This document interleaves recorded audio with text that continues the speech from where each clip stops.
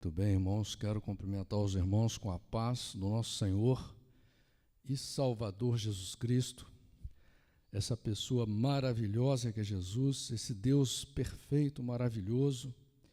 Quero agradecer a Deus por essa oportunidade, por poder estar aqui na casa do Senhor, na presença do Senhor, e junto com a palavra do Senhor. Essa é uma oportunidade, irmãos, muito importante. Eu estava analisando aqui, falando com a minha esposa, se não fosse Deus na minha vida, na nossa vida, eu tenho certeza que a minha vida estava destruída e eu estava, nesse momento, pagando um preço muito alto e teria, com certeza, destruído a vida de muitas pessoas. E quero agradecer a Deus por ter me suportado durante toda essa caminhada, agradecer a Deus pelas portas que Deus abriu, agradecer a Deus pelas pessoas que Deus usou para me ajudar nessa caminhada e dizer que a importância, irmãos, da Bíblia, a importância de você saber a diferença de uma Bíblia boa e uma Bíblia contaminada, uma Bíblia ruim, né? A Bíblia, ela é mais importante do que qualquer coisa que o homem disser, qualquer coisa que a pessoa mais inteligente da terra falar ou pregar, mesmo usando a Bíblia, não tem nada mais importante do que a própria Bíblia, mas desde que seja uma Bíblia corrigida fiel, uma Bíblia que não venha com as contaminações apócrifas, que não venha com as contaminações dos talmudes, das revistinhas, das teorias do homem, né? Que se dependesse do homem, não existia Bíblia na Terra.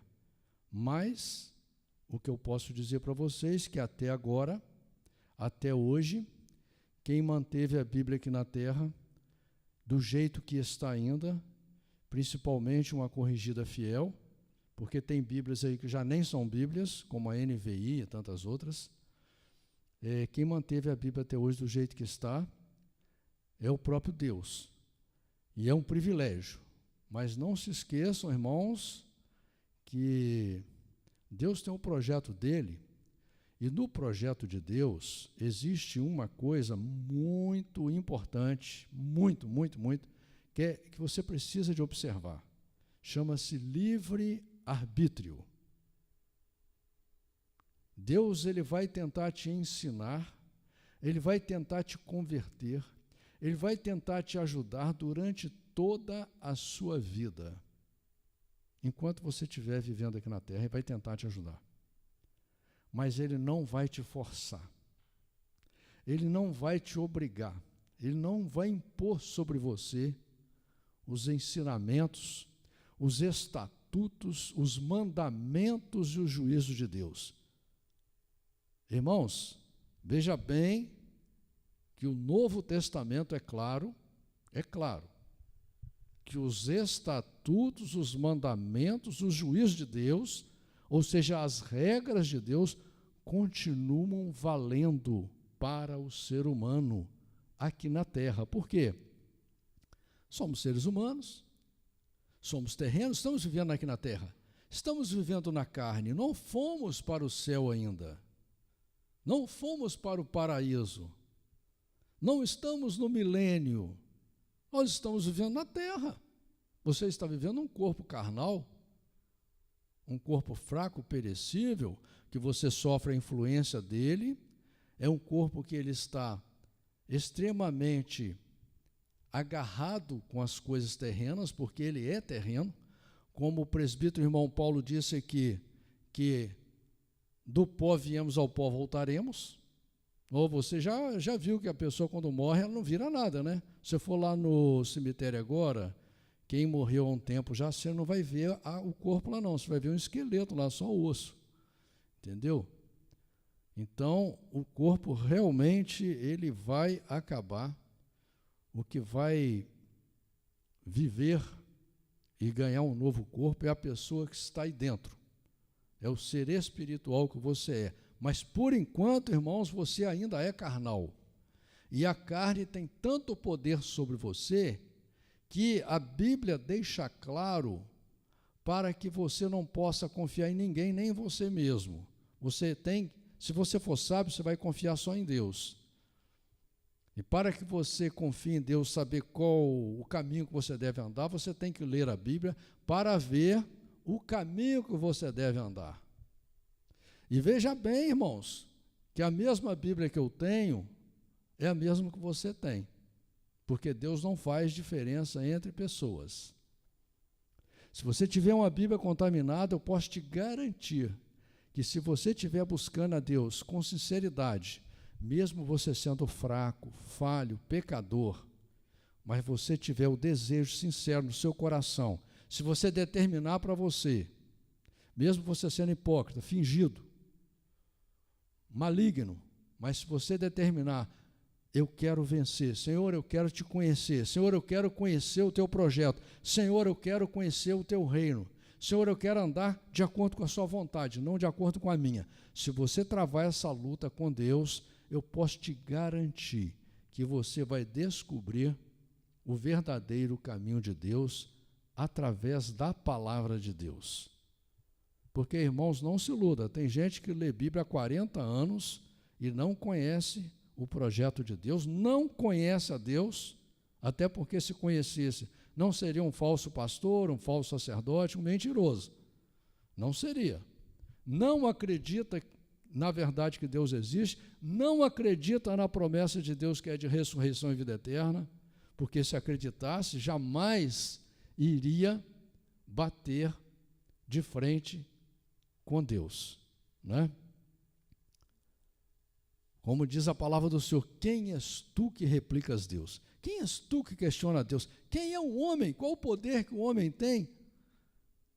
A pessoa, por mais poderosa que ela seja aqui na terra, por mais rica, por mais bonita, por mais sabida, ela só vai até no cemitério, meu irmão. Sem Deus você não passa disso. E vai cair no esquecimento ainda. Essa ilusão aí de, vai ser lembrado para a eternidade, isso é conversa de um homem, não acredita nessa ilusão, não. Não dá 2 gerações, ninguém lembra de você mais. Você vira apenas um nomezinho e olhe lá se virar. Para algumas pessoas também. Algumas pessoas. O Elon Musk é o cara mais poderoso do mundo hoje, mais rico, famoso. Eu posso te garantir que tem milhares de pessoas na face da terra que nem sabem que ele existe. Então, essa ilusão que eles querem massagear seu ego para dizer que você é alguma coisa, não vai nessa ilusão, não.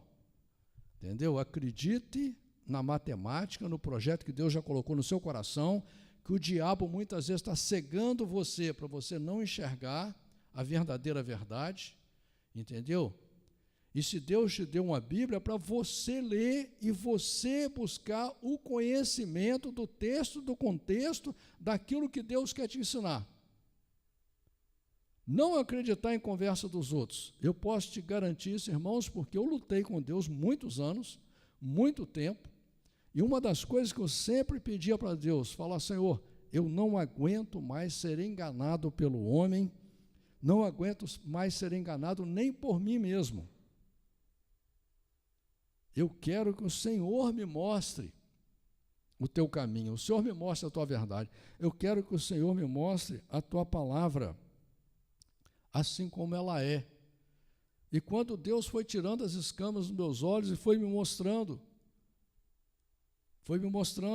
as Bíblias contaminadas, tive uma experiência com a palavra de Deus fantástica, porque eu busquei.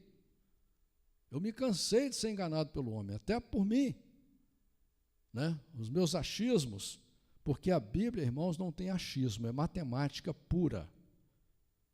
A palavra de Deus é perfeita. Agora, não se iluda.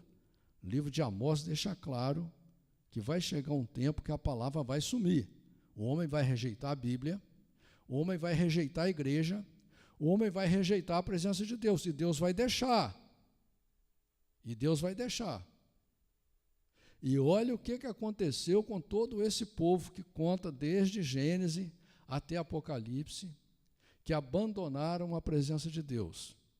Olha o que aconteceu com eles. As coisas de Deus não são brincadeiras, são muito sérias. Eu te digo o seguinte, meu irmão, você foi convidado por Deus para você ter um relacionamento de intimidade, de amor, de fidelidade, sinceridade com Deus. É você e Deus. Então você tem que lutar. Se você está chegando em uma encruzilhada, onde você assiste alguém falar alguma coisa, você vê alguém falar alguma coisa, e aí aquilo começa a mudar o seu entendimento da palavra, o outro fala outra coisa, você muda de novo para outro lado, entendeu? Vá aos pés de Deus, vai orar, vai clamar, vai pedir para que Deus revele para você a verdade dele. A verdade dele, que muita gente chama de Deus o próprio Satanás, hein? Tem muita gente que mata em nome de Deus, tem muita gente que monta igrejas, religiões enormes e mata em nome de Deus, dizendo que é Deus que falou com ele. Entendeu? Então, não se deixe levar pela conversa do homem. Se você começar a duvidar, a dúvida não é de Deus, entendeu? Com Deus é certeza. A fé vem de uma certeza. Deus nunca perguntou o tamanho da fé de ninguém. Deus, inclusive, fala para os discípulos dele que a fé deles era menor do que um grão de mostarda. E Jesus cobrou deles a fé. Jesus sabia que a fé deles era deste tamanhozinho, mas Jesus cobrou várias vezes a fé deles. E assim, Deus não quer saber o tamanho da sua fé, mas Deus quer que você entenda que se Ele te chamou, é para você viver pela fé. O justo viverá pela fé. E se ele recuar, não teria agrado nele. Pela fé em quê, irmãos? É a fé no seu pensamento? É a fé no homem? É a fé no conhecimento dos outros? Na experiência dos outros? Ou é a fé na palavra de Deus? Nós somos chamados para ter fé na palavra de Deus. Você não tem como chegar a Deus sem passar pela palavra. Por isso que no livro de João deixa claro que Jesus é o verbo, é a palavra. E o verbo é Deus. Para você chegar a Deus, você tem que passar pela Bíblia, nua e crua, assim como ela é. Texto e contexto. Isso é coisa séria, irmãos, aqui, por exemplo, no livro de Lucas, no capítulo 24, no versículo 44 em diante, a palavra do Senhor diz assim: e disse-lhes, são estas as palavras que vos disse, estando ainda convosco, que convinha que se cumprisse tudo o que de mim estava escrito na lei de Moisés, e nos profetas, e nos salmos. Você vê que Jesus aqui já tinha dito várias vezes para eles que Jesus estava cumprindo a palavra. Eles não aceitavam de jeito nenhum. Né? Você vê aqui no contexto da Bíblia que Pedro era bastante religioso, né? Bastante ligado às doutrinas do templo, e várias vezes Jesus cita o Velho Testamento ali, livro de Isaías, capítulo 61 e tantos outros livros. Então eles já tinham que saber disso daqui. Mas aí Jesus diz de novo para ele, ó, está escrito na Bíblia, né? Nos profetas e nos salmos. Aí no 45 diz assim, então abriu-lhes o entendimento para compreenderem as Escrituras. Ou seja, até ali, o entendimento das Escrituras deles estavam fechados, estavam com escamas nos olhos. Estavam acreditando em doutrinas de homens, ainda não acreditavam na palavra de Deus. Por isso que eles contestavam o que Jesus falava muitas vezes. Se você ler aqui texto e contexto, você vai ver que direto eles estavam brigando com Jesus, quando Jesus falava que tinha que cumprir as Escrituras, que era necessário que ele morresse, que ia acontecer isso, que ia acontecer aquilo, eles contestavam. Entendeu? Por quê? Porque eles estavam esperando um rei humano, que é o que a igreja pregava. Um reino que Jesus seria o rei, que ia dar dinheiro para eles.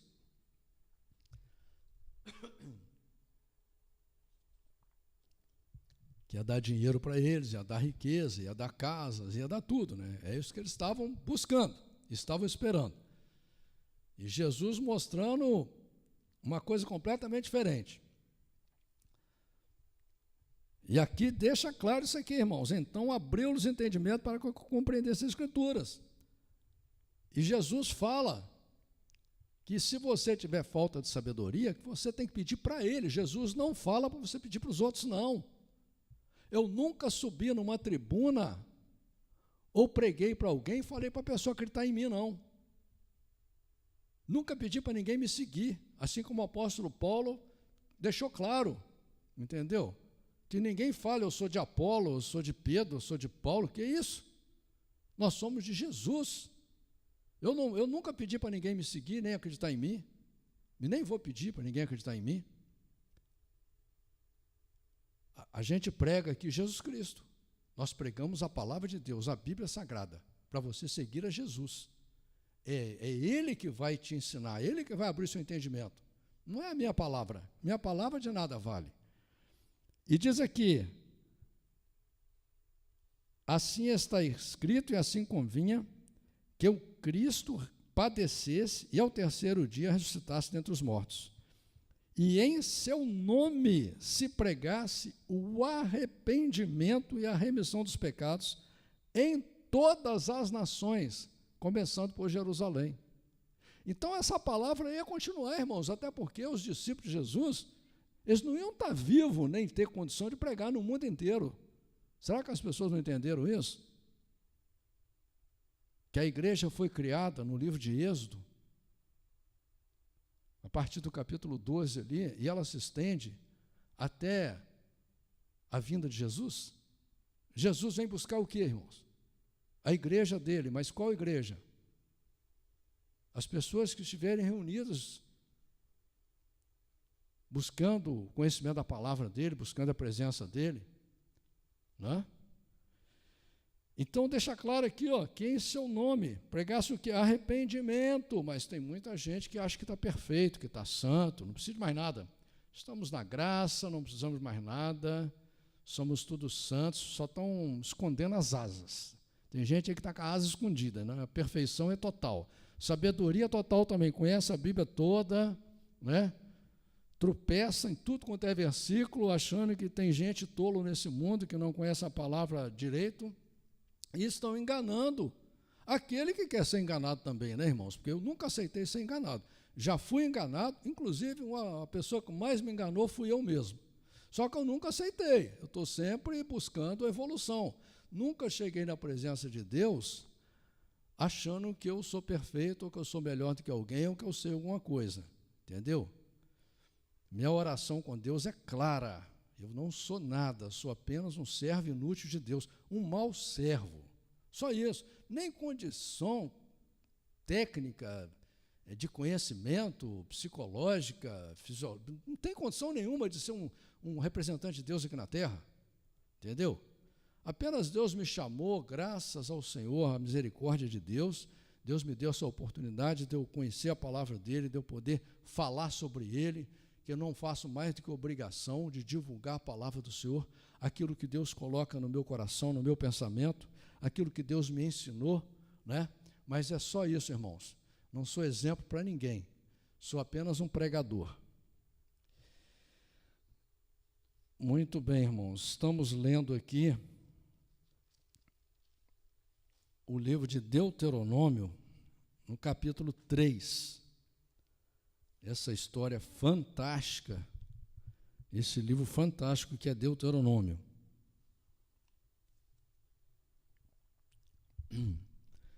Inclusive, A maioria dos entendidos da Bíblia hoje dividem a Bíblia em Velho Testamento e Novo Testamento e querem eliminar, querem matar o Deus do Velho Testamento, eliminar o Velho Testamento, como se ele não existisse, né? Fosse uma coisa ultrapassada. Mas a Bíblia é uma só, irmãos. Deus juntou esses 66 livros e uniu em um livro só, chamado Bíblia. Esses 1189 capítulos foram unidos por Deus, entendeu? E é texto e contexto, o mesmo Deus de Adão e Eva, de Noé, de Moisés, é o mesmo Deus de hoje. Deus não mudou. Livro de Deuteronômio, capítulo 3, diz a palavra do Senhor assim: depois nos viramos e subimos a caminho de Bazã, e Og, rei de Bazã, nos saiu ao encontro, ele e todo o seu povo, à peleja em Edrei. Então o Senhor me disse: não temas, porque a ele e a todo o seu povo e a sua terra tenho dado na tua mão, e far-lhe-ás como fizeste a Sion, rei dos amorreus, que habitava em Esbom. E também o Senhor nosso Deus nos deu na nossa mão a Og, rei de Bazã, e a todo o seu povo, de maneira que o ferimos até que não lhe ficou sobrevivente algum. Irmãos, essa passagem é muito linda. Quem ama a palavra do Senhor, quem conhece o Velho Testamento, principalmente essa parte aqui de Êxodo, Deuteronômio, se puder assistir a novela A Terra Prometida, você vai viver isso daqui, que é muito lindo, muito bem feito. As melhores obras da Bíblia na Terra, quem fez até hoje, foi a Rede Record. Não tenho nada com eles, estou apenas falando, dando uma orientação para você que diz que é crente, para você que diz que ama a palavra do Senhor. E naquele tempo tomamos todas as suas cidades, nenhuma cidade houve que lhes não tomássemos. 60 cidades, toda a região de Argobe, o reino de Og em Bazã, e todas as cidades eram fortificadas, com altos muros, portas e ferrolhos, e muitas outras cidades sem muros. E destruímos-las, como fizemos a Sion, rei de Esbom, destruindo todas as cidades, homens, mulheres e crianças.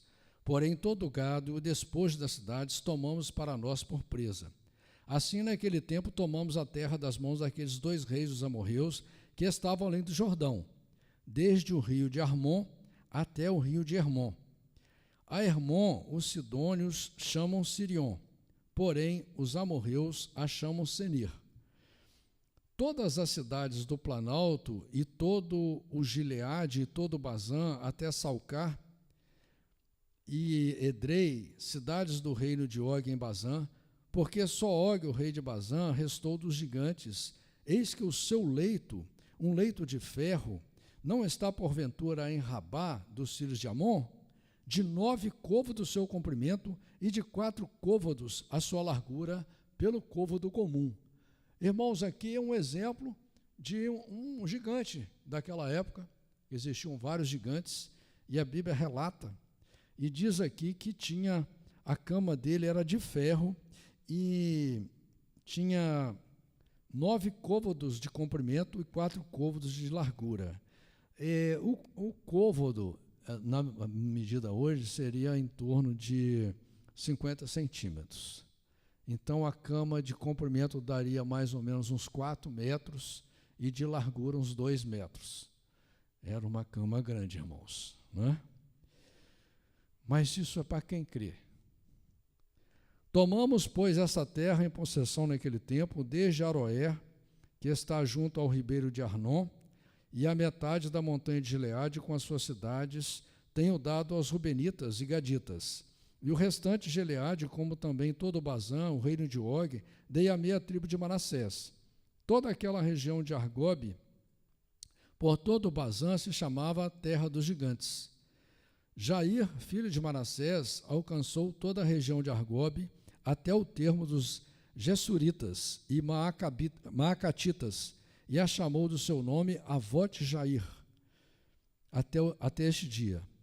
E a Maquir dei Gileade, mas aos Rubenitas e Gaditas dei desde Gileade até o ribeiro de Arnon, cujo meio serve de limite, e até o ribeiro de Jaboque, o termo dos filhos de Amon, como também a Campina e o Jordão por termo, desde